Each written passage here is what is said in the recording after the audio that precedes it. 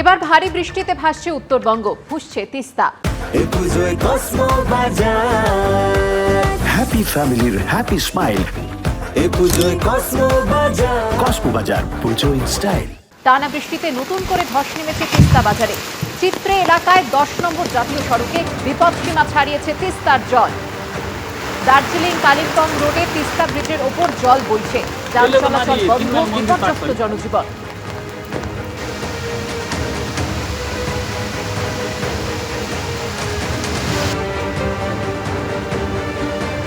ভারী বৃষ্টিতে ভাসছে উত্তরবঙ্গ, তিস্তা ফুঁসছে। টানা বৃষ্টিতে নতুন করে ধস নেমেছে তিস্তা বাজারে। বিপদসীমা ছাড়িয়েছে তিস্তার জল। চিত্রে এলাকায় 10 নম্বর জাতীয় সড়কে বৃষ্টিতে ধস নেমেছে, যান চলাচল বন্ধ, বিপর্যস্ত জনজীবন।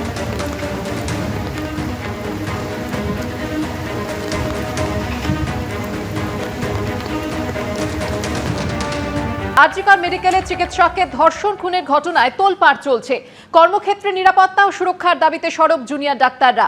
এই আবহেই চিকিৎসার গাফিলতিতে এক রোগী মৃত্যুর অভিযোগে তুলকালাম বাঁধল উত্তর 24 পরগনার সাগর দত্ত হাসপাতালে।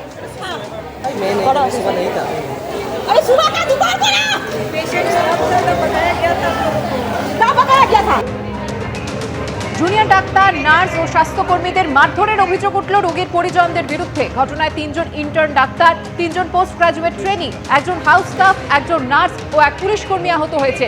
প্রতিবাদে কর্মবিরতি শুরু করেছেন সাগর দত্ত মেডিকেলের জুনিয়র ডাক্তাররা। এখানে সবাই দাঁড়িয়ে আছেন, চিকিৎসা পেয়েছেন কি পাননি বলুন? চিকিৎসা চলছে, প্রতিবাদ চলছে, কিন্তু আমাদের দিদির বিচার এখনো নেই। আমরা সব জেএনএম এর ডাক্তার, স্টুডেন্ট, শিক্ষক সব এখানে আজকে দাঁড়িয়ে আছি, আপনাদের জনগণের জন্য দাঁড়িয়ে আছি।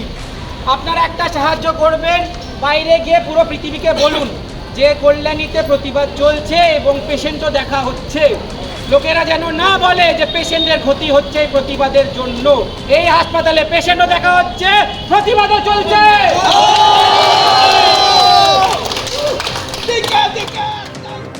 নিয়ে এসেছিল খারাপ কন্ডিশনে, তো আমরা উপরে নিয়ে গেছি, সব এক্সরে ফেক্সরে যুদ্ধ ছিল সব করিয়েছি। এবার উপরে নিয়ে গেছি, 5 মিনিট করে এক্সপায়ার করে গেছি। তোমাদের গা হাত দিয়েছে? হাত তো ফেটে গেছে। হ্যাঁ, কোথায় দেখি? প্রত্যেককে মানে ফিজিক্যালি ধাক্কা দেওয়া হয়েছে। আমার কলিগ, তাকে তো লিটারেলি একদম পুরো গলা দিয়ে ধাক্কা মেরে দেওয়া হয়েছে, সেও যখন আসে হেল্পের জন্য।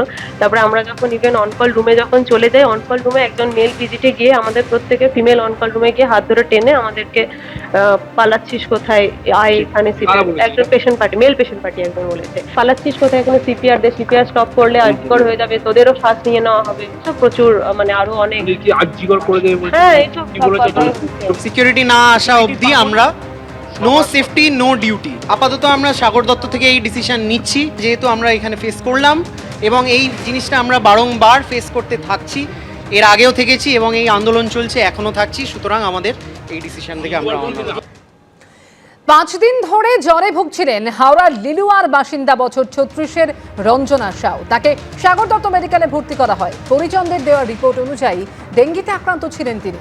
গতকাল তার মৃত্যু হয়েছে। পরিবারের দাবি, কার্যত বিনা চিকিৎসায় মৃত্যু হয়েছে রোগীর। जूनियर डॉक्टर लोग आया, एक लेडीज आई, बोला कि रिपोर्ट कराइए देखेंगे। मेरा बच्चा को कष्ट हो रहा है, सांस लेने नहीं पा रही है, हाथ पास ठंडा हो गया था। ट्रीटमेंट किया ही नहीं, कुछ दवाई नहीं दिया डॉक्टर लोग। उसी के लिए मेरा बच्चा मर गई। अभी लेके दूसरा हॉस्पिटल लेके जा रहे हैं तो ले जाने नहीं दिए, धक्का धुक्की किए।